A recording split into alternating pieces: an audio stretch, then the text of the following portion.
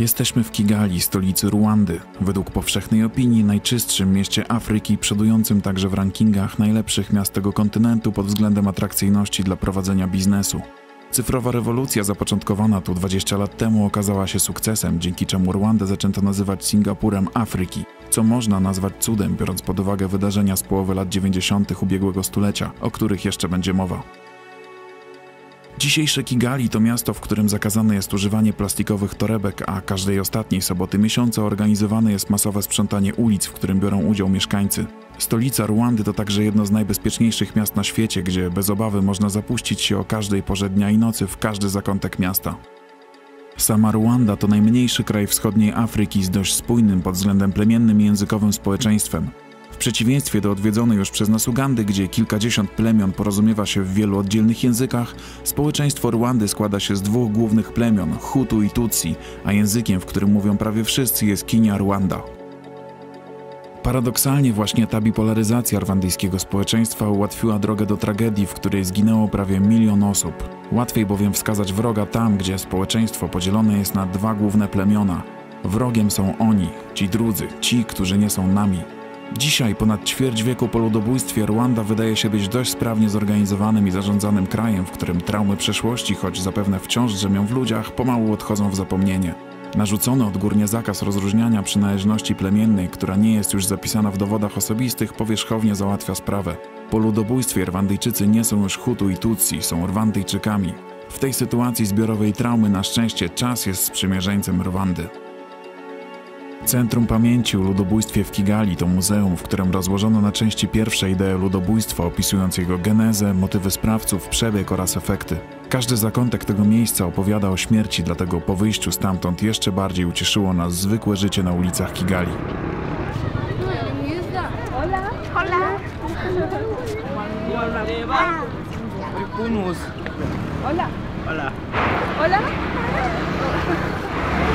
Byliśmy w Muzeum Genocide Memorial Center, czyli można powiedzieć Muzeum Ludobójstwa, jakkolwiek dziwnie to brzmi. I chwilę później, gdy będzie trochę lepsze światło niż to, które świeci zza moich pleców, opowiem wam trochę o ludobójstwie, tym z was, którzy nie wiedzą. Oczywiście nie odkryję oczywiście Ameryki. Zanim opowiem o ludobójstwie, jednak spójrzcie, jak tutaj jest czysto, to po pierwsze, a po drugie, że motocykliści mają kaski najczęściej, zobaczcie. Motocykliści wszyscy są w kaskach i to jest spoko. A dlaczego jest tutaj czysto? Dlatego jest tu czysto, że Rwanda zakazała jakiś czas temu używania plastiku. Nie można tutaj otrzymać plastikowej torebki, nie ma plastikowych kubków, czyli krótko mówiąc, niby u nas Europa, niby to my powinniśmy wyznaczać standardy, ale nie, okazuje się, że Rwanda nie używają plastiku i faktycznie jest czysto. Zobaczcie, nawet tutaj nie znajdziecie nic plastikowego, w Ugandzie byłoby tego pełno. Ania mnie poprawiła, Aniu? Tak, zakazali jedynie plastikowych toreb, w sensie woreczków, bo cała reszta, czyli plastikowe butelki, słomki, kubki dalej są. Są, ale śmieci jest niewiele, jest czysto. Ale śmieci jest bardzo czysto, to było ogólnie takie państwo policyjne, czyli za wyrzucanie śmieci dostają też mandaty. Czyli bardziej pasuje to taki porządek policyjny. Ale spoko jest to, że tego przestrzegają, nie? Bardzo fajnie, ogólnie bardzo uporządkowana jest Ruanda w porównaniu do Ugandy. Oj, zdecydowanie. Zresztą jak wjeżdżaliśmy na granicę, w ogóle wchodziliśmy do Rwandy, w sensie, bo przywiózł nas autobus, to gdy wchodziliśmy, to od razu nam kazali umyć ręce, sprawdzili nam temperaturę, czyli to państwo funkcjonuje. Sprawdzali, czy nie mamy eboli, dlatego że niedawno w Ugandzie była epidemia eboli. No oczywiście weszliśmy, bo temperatury nie mieliśmy. No dobra, czyli teraz słów parę na temat ludobójstwa. Nie jest to temat wesoły. Bardzo skrótowo, ci z was, którzy wiedzą, co się wydarzyło, nie dowiedzą się ode mnie niczego nowego. Ci z was, którzy nie wiedzą nic, coś się dowiedzą. Od długiego czasu ziemię Rwandy zamieszkiwały dwa plemiona. Powiem to cicho, bo mówienie teraz o tym jest tutaj tak niemile widziane raczej, bo nie rozróżnia się już Rwandyjczyków na plemiona. Jedni to byli Hutu, a drudzy to byli Tutsi. No i Belgowie, którzy mieli tutaj swoją kolonię, uznali, że Tutsi, którzy wydali im się, nie wiem, ładniejsi, lepsi, mądrzejsi, bo faktycznie z tego, co się orientują, oni byli po prostu bogatsi wcześniej, że oni będą sprawować władzę i będą mogli łatwiej obejmować stanowiska, natomiast z Hutu to będzie taki lud rolniczy.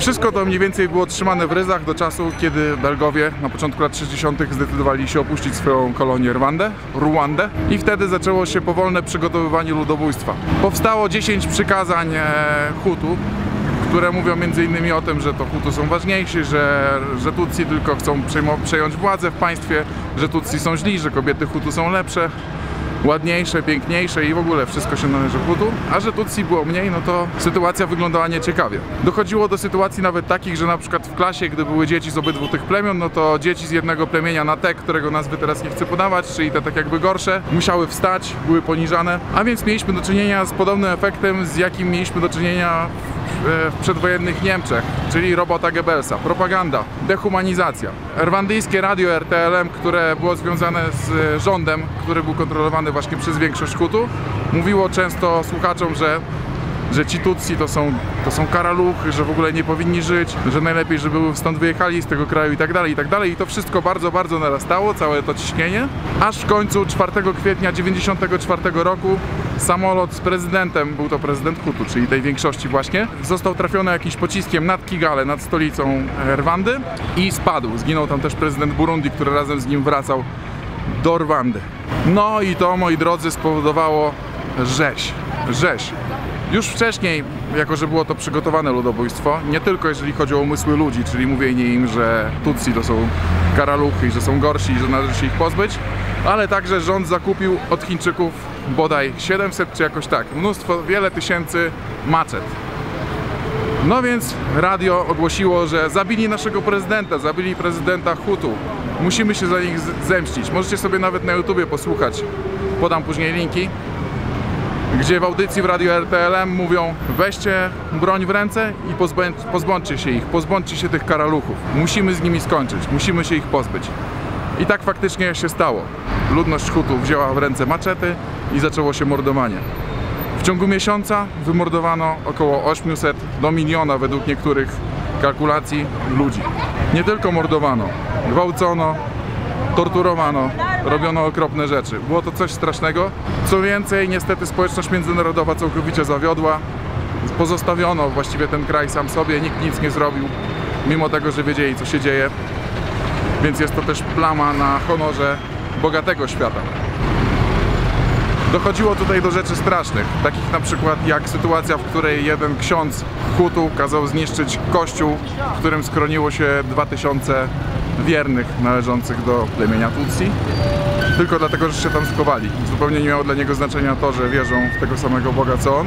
Masakra ta trwała około miesiąca, no i w końcu przybyła z odsieczą, niestety nie pomoc międzynarodowa, ale armia, podam na dole nazwę, bo teraz nie pamiętam, Front Wyzwolenia, coś takiego, wywodząca się głównie z ludności Tutsi, i opanowali sytuację. Ludobójstwo, tak jak powiedziałem, pochłonęło niemal 1 000 000 osób i jest to też ciekawe, jak tworzą się, jak dochodzi do ludobójstwa. Najpierw mówi się, że oni są trochę inni od nas. Później mówi się, że no wiecie, oni są gorsi, bo to tak naprawdę oni są wszystkiemu winni. Później się mówi, że tak naprawdę to oni nie są ludźmi, że to są karaluchy. To tak jak wiecie, goebbelsowska propaganda mówiła, że Żydzi są jak szczury, jak insekty, nie są jak ludzie. A ta propaganda tutaj mówiła, że Tutsi są jak insekty, nie jak ludzie. Tak więc tak to w skrócie wygląda. Dzisiaj sytuacja jest już całkowicie opanowana, ale powierzchownie. Dlatego, że zakazane jest mówić w tym kraju i nikogo o to nie będziemy oczywiście pytać, kto należy do plemienia na T, a kto należy do plemienia na H. W związku z tym tego tematu się w ogóle nie porusza, jest to temat tabu, tak jakby. Ale Rwanda wygląda kwitnąco, wygląda super. Jest państwem, które przy Ugandzie wygląda trochę jakby była Europą, jakimś krajem pierwszego świata. Wygląda ciekawie. Oby tylko nigdy tutaj nie obudziły się już nastroje związane z przynależnością plemienną. A na koniec jeszcze chciałem tylko dodać, że jest parę naprawdę ciekawych książek i filmów związanych z ludobójstwem w Rwandzie. Tytuły podam wam w opisie. Ja tym tematem się zafascynowałem, to znaczy przygniótł mnie po prostu, bo jak sobie pomyślałem, że może zniknąć nagle w ciągu miesiąca prawie 1 000 000 osób, to jest przerażające. Jest parę książek, oczywiście każdy zna pewnie film Hotel Rwanda. Oprócz tego jest świetny film, który bardzo polecam, Sometimes in April, czyli czasami w kwietniu. Ten mnie bardziej poruszył niż Hotel Rwanda. Jest jeszcze parę filmów i książek, m.in. książka polskiego reportażysty Tochmana. Podam wszystkie szczegóły w opisie. Hej! i będziecie sobie mogli zobaczyć i poczytać. Temat jest fascynujący, przerażający, przytłaczający i mnie jakoś tak bardzo wzrusza. Pod ostrzem maczety mogły ginąć całe rodziny i często przyjaciele mordowali przyjaciół, sąsiedzi mordowali sąsiadów, kazano mordować członkom rodziny, innych członków rodziny. Przerażające historie, totalne odczłowieczenie, a najbardziej przeraża to, co rządzący mogą z nami zrobić, jeżeli mówią nam, że inni są gorsi od nas. Ej, zobaczcie, to jest właśnie spontaniczna decyzja. Szliśmy sobie tamtędy, ale uznaliśmy, że jest tam nudno i uznaliśmy, że skrócimy sobie drogę i pójdziemy tam, bardziej lokalnie. Zapytaliśmy przed chwilą, przyznaję się, prawda? Tak. Zapytaliśmy policję, czy jak pójdziemy sobie tą drogą tutaj taką bardziej skrótową, czyli taką, to czy będzie bezpiecznie i policja powiedziała? Policja powiedziała, że sure, of course, no problem. Także, tak więc mamy zaufanie do policji, idziemy. O, A nie wygląda ciekawie, to trzeba zaznaczyć. Tutaj coś można sobie użyć. No dobra, powiedz mi, Ania, bo to ty mi mówiłaś, bo ty jesteś z Ugandy, jesteś blisko Rwandy, Z Ugandy. że tutaj jest bezpiecznie ogólnie. Tak, ogólnie Rwanda uchodzi za najbezpieczniejszy kraj Afryki. No i teraz mają takie bardzo państwo policyjne, czyli tak jakby nawet możemy zauważyć, policja stoi na każdym kroku, wszystkie pilnują, oni mają jasne prawa i jasne konsekwencje za swoje czyny, także można powiedzieć, że tak europejsko można się tu poczuć, jeżeli chodzi o bezpieczeństwo. Ciekaw jestem właśnie, jak było przed tą sytuacją, tym całym ludobójstwem. Czy to wpłynęło w jakiś sposób? Tego nie wiemy, nie? Czy to wpłynęło? Nie wiemy, Czy to państwo wcześniej było bezpieczne, czy niebezpieczne? Hello! Hi! Wcześniej oni też żyli spokojnie, nawet jak było powiedziane w tym Muzeum Ludobójstwa, że tak jakby to życie było dosyć spokojne, tylko pogłębiały się te nierówności społeczne i frustracja biedniejszej warstwy społecznej. Czyli tych na hak, o których nie będziemy wymieniać, bo lepiej nie w sumie. Oni chcą o tym na pewno zapomnieć, więc nie będziemy im o tym przypominać. To jest dosyć temat tabu tutaj podobno, że, tak. że jednak nie wspomina się o tym, znaczy wiadomo, że wszyscy się uczą w szkole, wszyscy wiedzą, ale to było tak naprawdę niedawno, więc te wspomnienia cały czas żyją i oni wolą o sobie mówić, że są Rwandyjczykami. Tak, teraz jest duże ciśnienie na to, żeby wszyscy mówili, że są Rwandyjczykami, bez podziałów, żeby po prostu nie doprowadzić do tego po raz kolejny. Przed chwilą zauważyłem, że usłyszałem motocyklistę, który za mną jedzie, już przyzwyczajenie z Caracas, że jak motocykl za tobą jedzie, to tak o co chodzi, nie? No tu spokój, w ogóle luzik totalny. Zapuszczamy się w takie bardzo lokalne klimaty. Troszeczkę biedniejsze Kigali niż to, które widzieliśmy w centrum przynajmniej. Jeszcze obydwoje zauważyliśmy, w sumie, bo się zgadaliśmy w muzeum, że robią taką trochę propagandę, że wybaczmy sobie, zapomnijmy. Tak. Prawda? Tak, znaczy warto też zaznaczyć, że to była jednak inicjatywa tego RFF-u? Czyli tego front, już nie pamiętam nazwy polską, ale na dole napiszemy. Chodzi o to, że oni się wywodzili z tej mniejszości, która była właśnie mordowana. Ta na te? Tak, na te. Oni później wyzwolili Rwandę spod tych na H, w sensie, no Jezu, nie mogę też tej nazwy podać, ale była taka partyzantka na I. I to oni właśnie głównie organizowali mordowanie w imieniu tych na H. Tak, no i potem jak oni odbili i zakończyli to ludobójstwo, to była ich inicjatywa, żeby jednak nie mścić się, tak, tylko żeby odbudować cały kraj jako jedność, jako Rwandyjczyków. To jest mądrość jednak pewnego rodzaju, niewątpliwie. Ale właśnie widzieliśmy w tym muzeum, że tam były takie postaci pokazane, no tam były opisane po prostu przykłady osób, które wybaczyły, na przykład zamordowali im całą rodzinę, no trudno, wysłuchałem cię, dziękuję ci, że powiedziałeś mi, gdzie są ciała pomordowanych. No na pewno są takie jednostki, ale jest to takie trochę szyte, ale musi takie być, bo inaczej się tego chyba nie da rozwiązać. Tak, musi takie być, no bo jednak ten żal do tych drugich musi kiedyś zginąć, żeby udało im się odbudować. No właśnie, to po prostu czas musi minąć, a poza tym no, to było niedawno. I to było na naprawdę masową skalę, także jest tu jakaś mądrość Rwandyjczyków w tym wszystkim i szacun dla nich za to. Już pominąwszy, że kraj ich jest czysty, schludny i ludzie są mili, bo są mili, nie? Tak, są bardzo mili, ludzie są ogólnie dużo chyba bardziej otwarcie nastawieni do nas niż nawet w Ugandzie. Chociaż tam też byli mili, ale tutaj się uśmiechają, dużo bardziej są tacy bardziej szczęśliwi. Tak. Przynajmniej tak się wydaje. Ja z mojego punktu widzenia, bo Ania już jest, można powiedzieć, Ugandyjką, ja z mojego punktu widzenia mogę powiedzieć, że w ogóle w Afryce są ludzie o wiele bardziej przyjemnie nastawieni do nas, niż mi się wydawało, że będzie. Hello! Hello! W ogóle ominęliśmy ten skręt przez to, że tak gadaliśmy. Zapomniałam, więc możemy się cofnąć. Zagadaliśmy się, a może zerkniemy na mapkę, co? No zerknęłam już, to tam. No dobra, nie będę przedłużał, tak jak widzieliście przed chwilą, ludzie są mili, dzieciaki się uśmiechają, machają i tak dalej. Ludzie są pomocni, nie spotkałem się jeszcze z jakąś sytuacją, że biały spada i coś tam. Albo też rzadko słyszę daj kasę, czasami się zdarzyło, ale rzadko. To są wzgórza nad Kigali, a Ania mówi, że powinniśmy pójść tam, tak? Tak, to jest droga na mapie. A, to jest taki łącznik po prostu, idziemy na górę, okej. Przechodzimy sobie tutaj takim łącznikiem i ciśniemy na górę.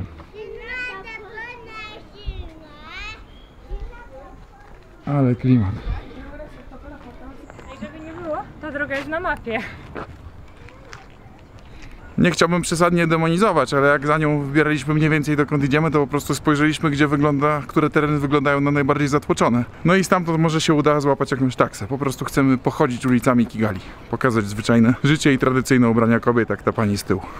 Czerwona rwandyjska ziemia. W Ugandzie jest podobna. Chyba cała Afryka taką ma, przynajmniej w tym rejonie. Idziemy wyżej, ale robimy małą przerwę, bo jesteśmy zmęczeni.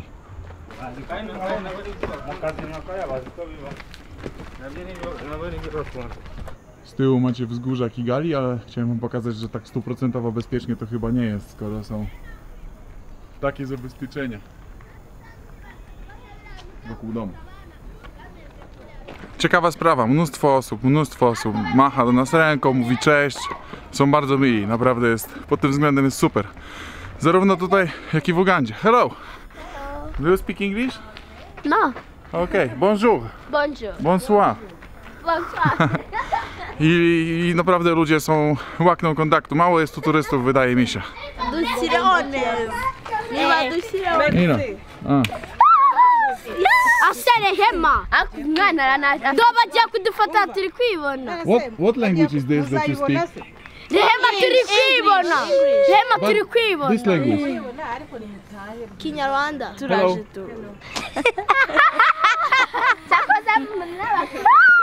Thank you very much. Okay, you're welcome. See you later. Powiedziałeś, że jest bardzo bezpiecznie w ogóle, że super safe, no problem. Dzieci? Tak. No to super. A to ciekawe, bo właśnie akurat mówiłem widzom, że ludzie tutaj do nas zagadują, machają i chcą z nami gadać. O, samochód tu jedzie na górę.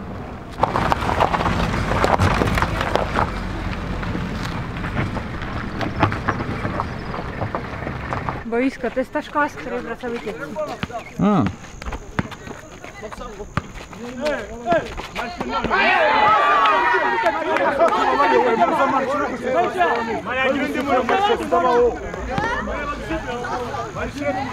Wow, okazuje się, że to szkoła Caritasu. Taka, o której przechodziliśmy. Hello. Is this a shop here? Okay. Hello, bye bye. Nie ma to jak wbić pani do sklepu na chama z kamerą, ale gdybym nie wbił, to byście go nie zobaczyli, a sklepik był urodziwy. Idziemy i kościół zobaczyliśmy. I idziemy zajrzeć chociaż do środka, bo słychać jakieś śpiewy.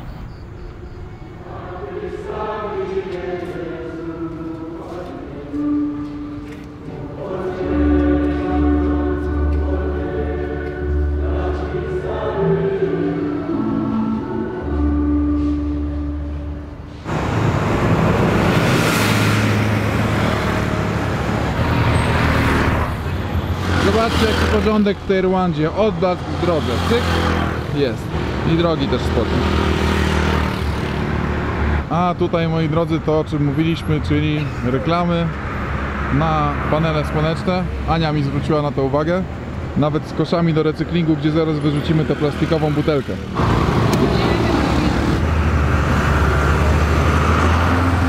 Zobaczcie, tam są nawet timery, które pokazują ile czasu zostało. U nas w Polsce by się to przydało, fajne to. Ale akurat policjant steruje ruchem, bo jest trochę korek, więc dlatego nikt nie patrzy na te timery właśnie.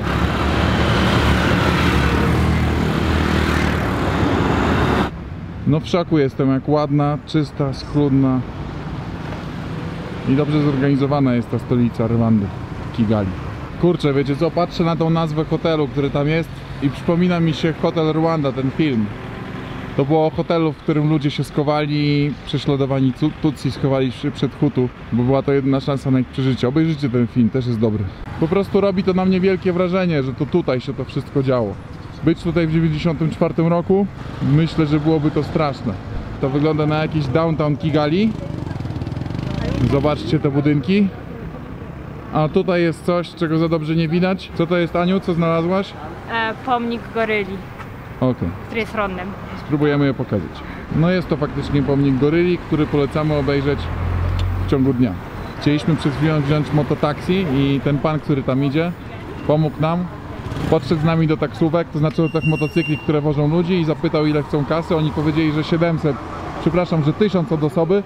A on im powiedział, nie, za drogo. A on powiedział, chodźcie, znajdę wam tańsze, bo przypłacicie. I podobno powinniśmy zapłacić 700, czyli tyle złotówek za dojechanie do miejsca, gdzie mieszkamy. Thank you guys! Thank you. Thank you! No i znaleźli nam moto, także jedziemy. Był to drugi z 3 odcinków z Kigali, stolicy Rwandy. Następnego dnia wstaniemy rano i pojedziemy na rwandyjski targ, a później poznamy historię Rwandyjczyka, któremu pomogli Polacy. To wszystko w kolejnym odcinku, na który już teraz zapraszam. Cześć!